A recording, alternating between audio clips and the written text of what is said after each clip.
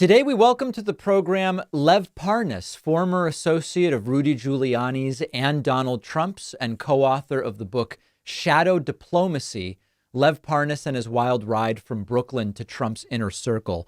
Lev, it's so good to have you on. You know, just to start with, I know many in my audience are familiar with you, but not everybody may be. How did you first even end up in the conversations and in the room with Trump and Rudy Giuliani? How does that happen? I mean, it shouldn't happen, but it was after I built over several years of very close relationship with Donald Trump. Then I started building a relationship with Rudy Giuliani. Had nothing to do with Ukraine. It was all had to do with mostly my ambition to get ahead in the business world and making big connections, and also getting caught up in the cult mentality of that mega movement that Trump was leading. So.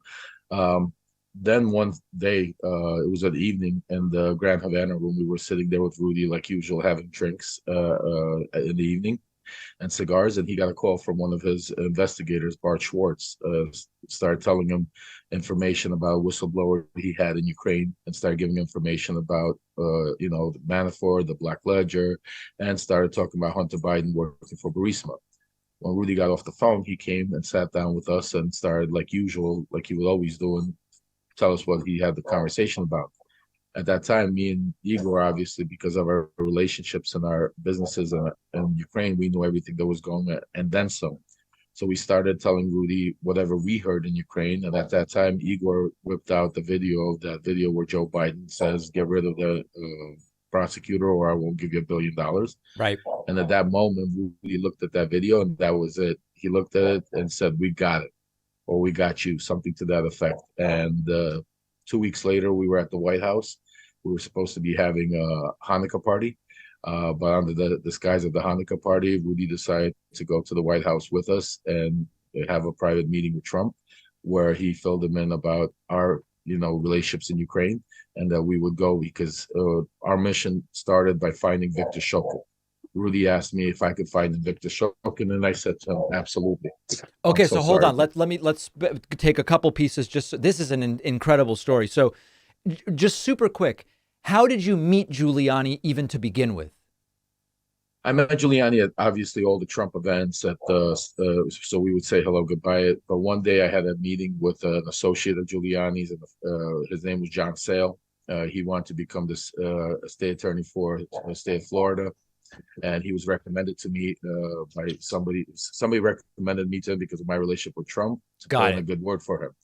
And at our meeting, he asked me about a company, what I do, and I told him about a company that was called Fraud Guarantee, and he thought that Rudy would be a perfect fit and wanted to make the marriage, and so he made the official introduction for us for the company. Okay, so the way that the Ukraine quid pro quo stuff started was Rudy gets a call and then turns to you and says, "Hey, Joe Biden tried to push out Victor Shokin.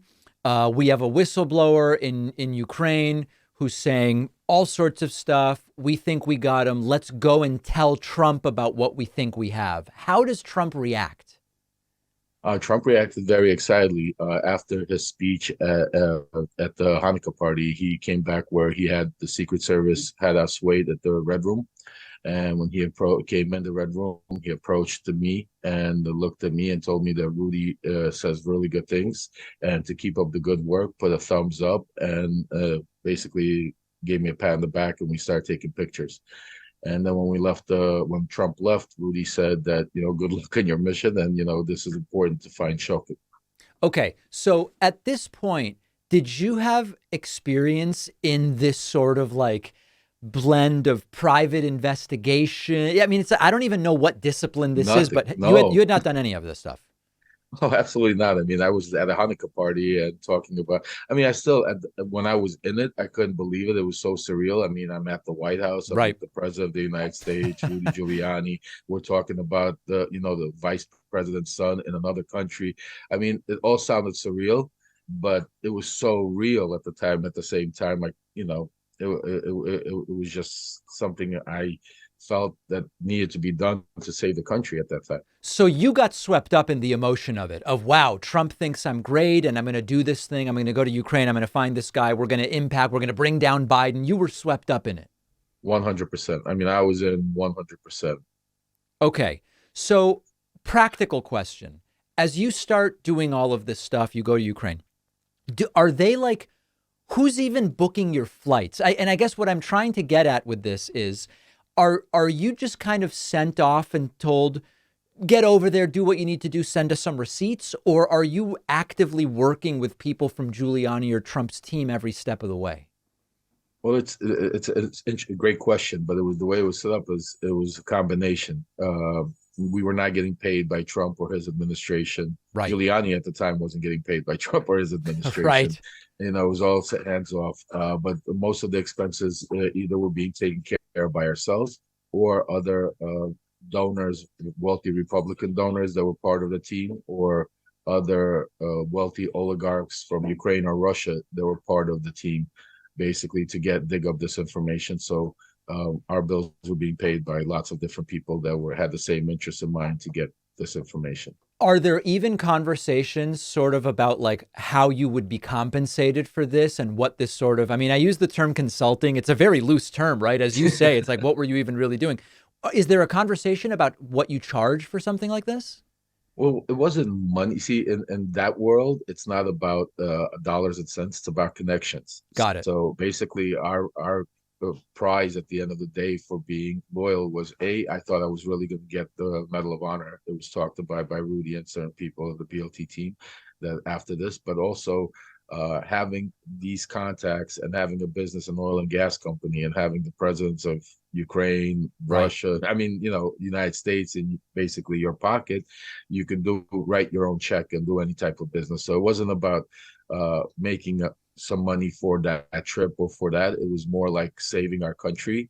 But at the same time, you know, you're around the most powerful people in the world. So whatever you want to do, I mean, it's automatically, you know, you're going to make lots of money. So there's like a sort of pot of gold at the end of the rainbow if all goes right, so to speak. Correct. Okay. But again, it started with the pot of gold, but it turned into basically like a war, like, you know, like we joined the military. Right. The mindset changed. So for the year that we were heavily, where I was in Ukraine almost every day and traveling all over the world doing this, had nothing to do with money at that time. It was the opposite. I mean, we basically disregarded any opportunities we had, because it was more of like it was us against them. Yeah. And we were in a war mentality and we had to win. But it was understood, obviously, that once it was over, that obviously we would have those relationships. So there's a period of time between when Rudy gets the call, shows you the video and says, let's go tell Trump about this. And the time at point. We showed him the video. You showed him the video, right? Yeah. There's a period of time that elapses between the start of this and when Trump ultimately says to Zelensky, hey, what about investigating Biden if you want the foreign aid? Talk to me about, in that interim period, you go to Ukraine, what do you find? What is ultimately relayed back to Trump? How does that kind of ultimatum happen? And thank you for asking. That's why I wrote the book, because there was so much that happened, David, that, you know, one interview or one article could never get the viewer. And especially what they did with the first impeachment, where the senators didn't call any witnesses and basically let them get off scot-free. Yeah. A lot of people don't realize what happened. It started way before Zelensky. The first pressure and the very first quid pro that I was sent to give was to President Poroshenko. I met with him and had a 3-hour meeting where basically I was told to tell him that by Giuliani from Trump to tell Poroshenko to start an investigation and announce it to Joe Biden, Hunter Biden, come out and make an announcement about the U.S. Ambassador Maria Ivanovich saying that she was interfering in Ukrainian politics. And in return, Trump would support Poroshenko in those elections. Now, Lev, let me interject one question here, because this has been a subject of debate. Do you think they cared whether they did the investigation or they just were concerned about announcing it so that it would look bad for Biden? And that's the most important question. It was all about just starting announcing an investigation. Got it. Remember, they didn't and don't trust Ukrainian officials because they feel they're all corrupt. So they were scared that if an investigation would actually occur, that it could be bought off or paid off or turned into, and it would backfire in their face. Where let's say Hunter got cleared, so they didn't want that. All they needed was just an announcement that there Hmm. was an investigation. And I remember Rudy saying something to the effect to Lutsenko, or the attorney prosecutor for Ukraine, when he said that we have, Hunter Biden and Joe Biden broke no laws in Ukraine and we don't know how to prosecute. Giuliani basically told them, say, all we need you to do is announce it and we'll take care of the rest. Right. Right. So ultimately, when Trump makes the sort of suggestion, I don't even know what to call it. Hey, the money will be held up. Just announce this thing. How involved were you in ultimately Trump making that ask? Oh, well, I was the guy. I mean, I was the one sent to make that quid pro quo. And you got to understand, it happened before Trump had that call with Zelensky, because this happened in May 12th of 2019. I was in Ukraine. Giuliani was supposed to fly into Ukraine. We were supposed to meet with Zelensky. On May 10th, Giuliani got called into the White House by Kash Patel, Hmm. and they told him that Zelensky, it was a setup, that there were going to be people there in Zelensky's inner circle that hate Trump, that were going to basically say that after the meeting that we came in there to strong arm them and to make an Ah, investigation. So Giuliani went on that night on Laura Ingraham and basically said that there's, people surrounding Zelensky's are enemies of Trump, and that, we're not going to, I'm not going to meet with them. Made this whole big stink. He texted me that night because I was 7 hours ahead, that basically to get the hell out of there because we're cutting off all communications. At that time, all the Ukrainian officials, like Minister of Interior Avakov, like Attorney General, Prosecutor Lutsenko, and everybody else, got scared. Were texting me and calling me saying, "What's going on?" Giuliani's on TV saying that we're no relationship between the United States and Ukraine. right. So I called Giuliani, asked him what to do because these guys want to try and make it right, and because that's when that was the time when Zelensky just became president elect. They still didn't have the inauguration. So the biggest part for him, they were planning the inauguration to have a big parade, like big whoop to do, and have big support of America. And the number one thing Zelensky asked Trump is for Trump to attend the inauguration. When Trump told him no, he won't do it. When he congratulated him, but he will have Vice President Pence come there. Mm, And they were setting it up for a huge event to have Vice President Pence there. So I'm telling you this because it's important for what happened later in the quid pro quo. yep. So that evening, Giuliani on May 11th told me that, listen, we're going to give him one last chance because I was supposed to leave on the 13th. He told me to tell Zelensky, to meet with Zelensky and basically tell him that unless he announces an investigation into Joe and Hunter Biden, there will be no aid, uh, military aid, there will be no medical aid, there will be no support whatsoever. And also to make it very clear that Vice President Pence or nobody important from the United States dignitary is going to show up at the Mm. inauguration. So, and he told me to be very stern and not to be too nice about it for them to get the message. I'll never forget that. So after several phone calls, I got a call from the Minister of Interior telling me that Zelensky is sending his chief of staff, Sergei Schaefer, Sunday morning on the 12th to meet with me to finally go over details. At that meeting, I told them obviously the message about not getting aid, nothing, and no support, and getting rid of, Vice President Pence wouldn't show up at the inauguration.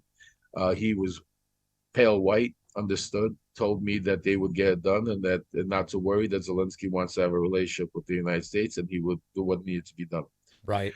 I told that to Giuliani, but all of a sudden, with that day, they ghosted me and stopped responding until basically went blank, the Ukrainian side. When I told that to Giuliani, that they're basically not responding, he told me that now they will see what it means to mess with Donald Trump, or something to that effect. I'm Yeah. paraphrasing, but something where like they'll see now.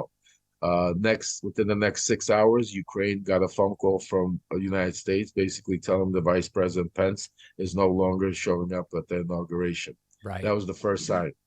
Right after that, that's when their oligarchs that were supporting that time, Zelensky,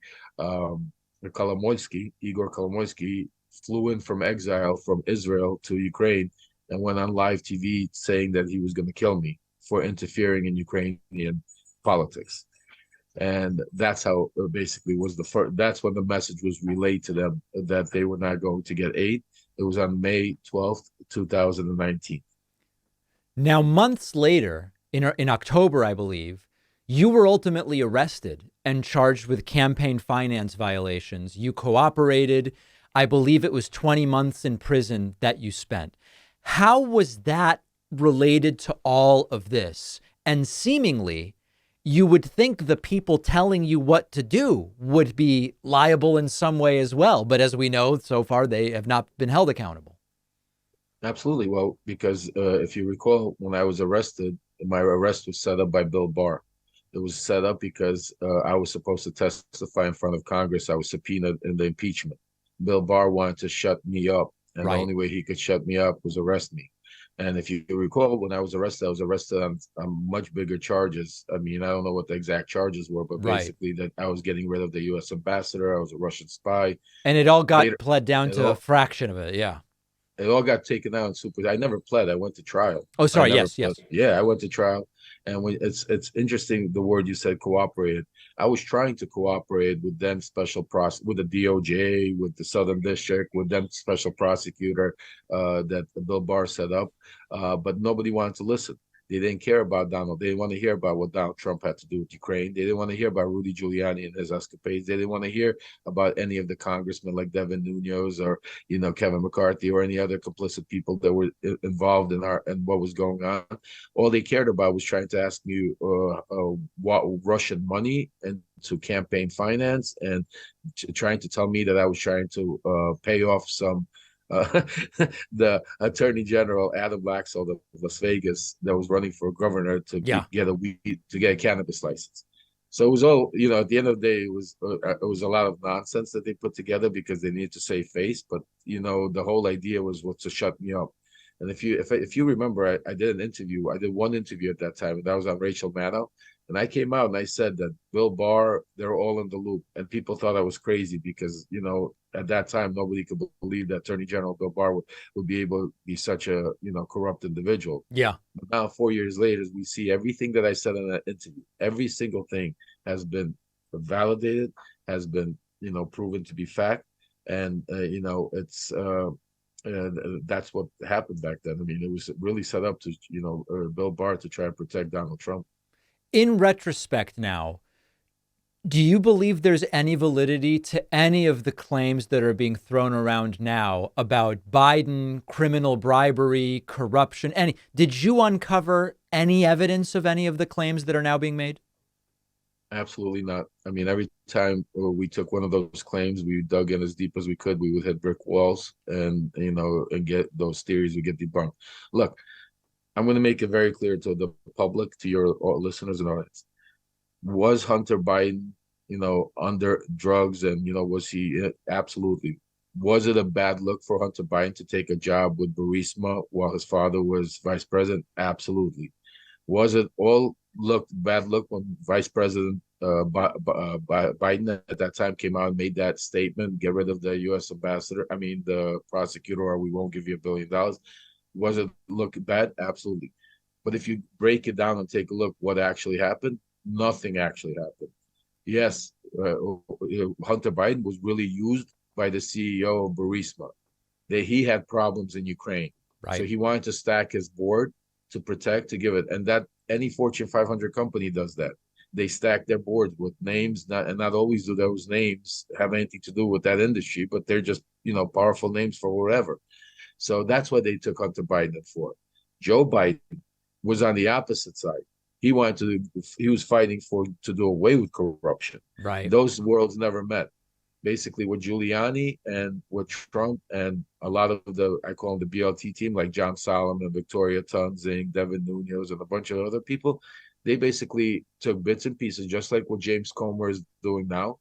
They took bits and pieces throughout the facts, throughout the evidence, and just told you a story about a lot of things that don't look right.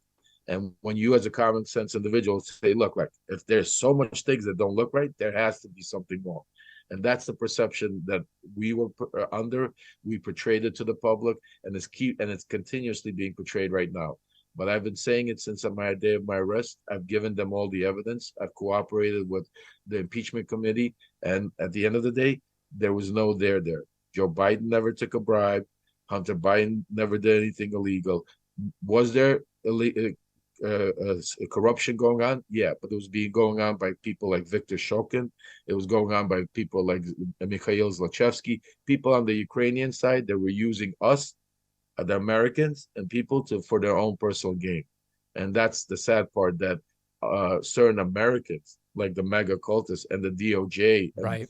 that allowed to this game of Russian conspiracy to trickle into our halls of Congress to the point where now the FBI was listening to their own informant, not vetting him, not checking his records, knowing that they had the opposite of a person that they already arrested, had my records, knew that I have communications with Zlochevsky, and they bothered not to talk to me, bothered not only not talk to me, they refused. I called them, they didn't call me back.